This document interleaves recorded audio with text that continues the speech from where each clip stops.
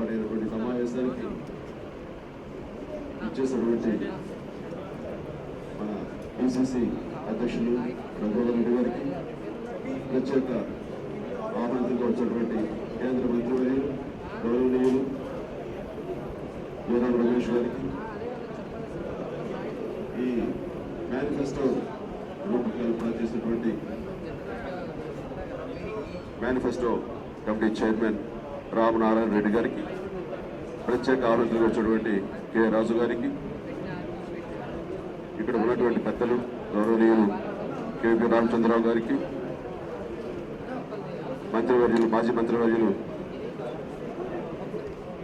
డొక్కా మాణిక్య ప్రసాద్ గారికి, శైలజానాథ్ గారికి, రుద్రరాజు గారికి, ఎమ్మెల్సీ మాజీ ఎమ్మెల్సీ సోదరిమణి, అలాగే ఇక్కడ ప్రతి ఒక్కరికి నా హృదయపూర్వక నమస్కారాలు. ఈ మేనిఫెస్టోలో ఉన్నటువంటి అంశాలన్నీ కూడాను గతంలో ఉన్నవి కాకుండా ప్రత్యేకించి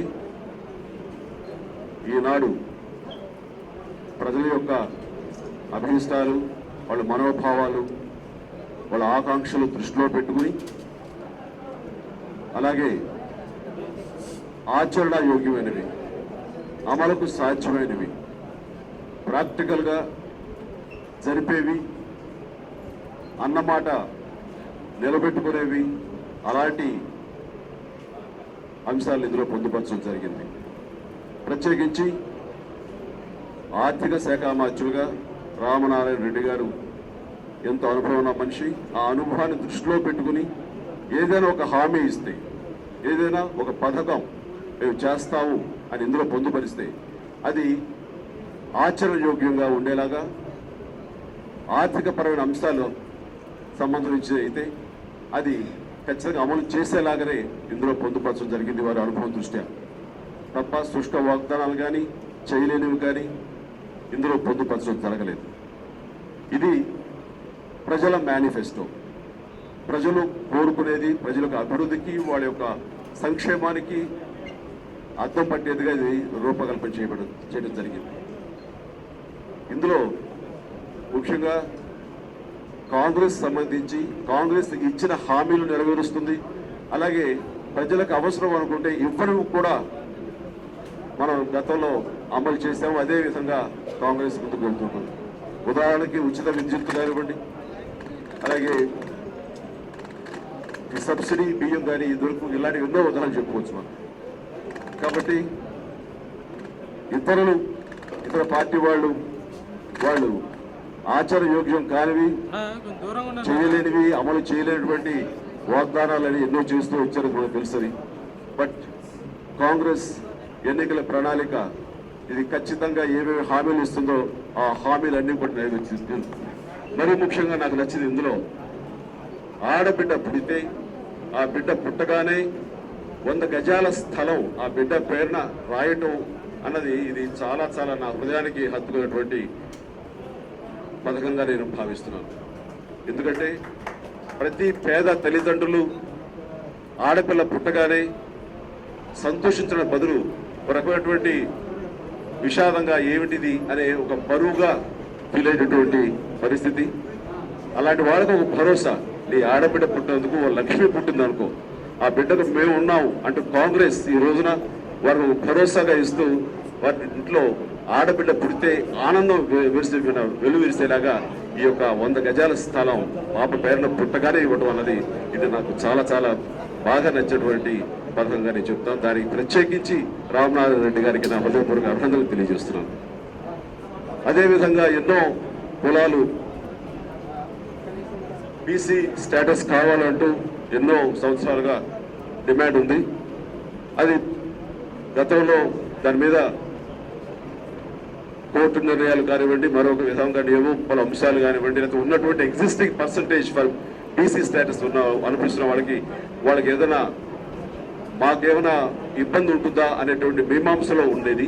అలా కాకుండా ఏవైతే కనుక కులాలని బీసీ స్టేటస్ కావాలని డిమాండ్ ఉందో అలాంటి వారిని ఇప్పుడు ఎగ్జిస్టింగ్ కులాలకి బీసీ స్టేటస్ ఉన్నటువంటి వాళ్ళకి ఏమాత్రం ఇబ్బంది లేకుండా కొత్త వారికి కూడా వెసులుబాటు ఇచ్చే దిశగా కూడా కాంగ్రెస్ ఇచ్చిన ఒక ఖచ్చితమైనటువంటి నిర్ణయం తీసుకుని వారికి ఆ వెసులుబాటు ఇవ్వడం కోసంగా ఒక చిత్తశుద్ధితో కృషి చేసే విధంగా కూడా ఆ విషయాన్ని ఇందులో పొందుపరచడం జరిగింది.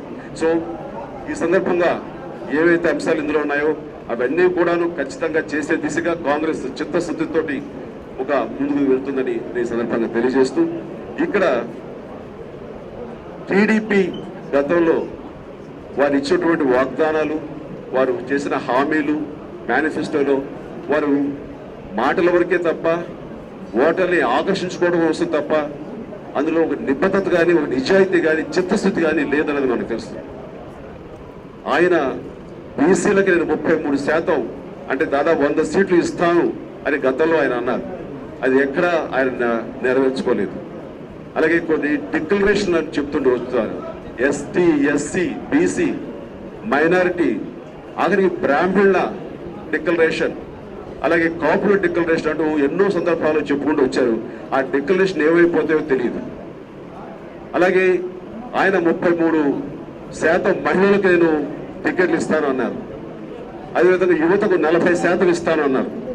జిల్లాకు ఒక మైనార్టీకి నేను టికెట్ ఇస్తాను అని హామీ ఇచ్చాను.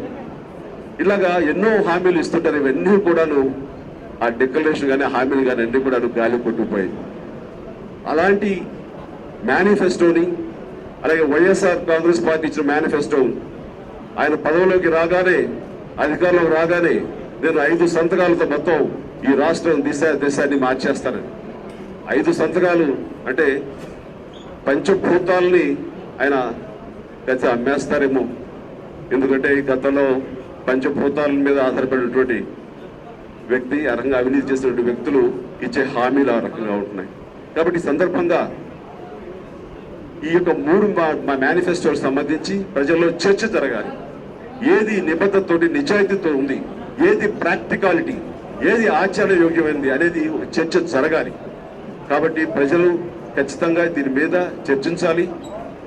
వాళ్ళు దీని మీద వాళ్ళు ఆలోచనతో ఏది నిజంగా మన పాలిట, మన వరకు, మన కోసం ఉంది, మన సంక్షేమం కోసం ఉంది, మన అభివృద్ధి కోసం ఉంది అనేది వాళ్ళు నిర్ణయానికి వచ్చి ఆ రకంగా వాళ్ళు ఒక న్యాయ నిర్ణేతలుగా ఈ రోజున ఉంటారని, కాంగ్రెస్కి వాళ్ళ ఆశీస్సులు ఉంటాయని భావిస్తూ ఇంత చక్కటి మేనిఫెస్టోని రూపొందించేందుకు నేను మనస్ఫూర్తిగా ఆనం రామారావు రెడ్డి గారిని మనస్ఫూర్తిగా నేను అభినందిస్తూ సెలవు తీసుకుంటాను. ధన్యవాదాలు.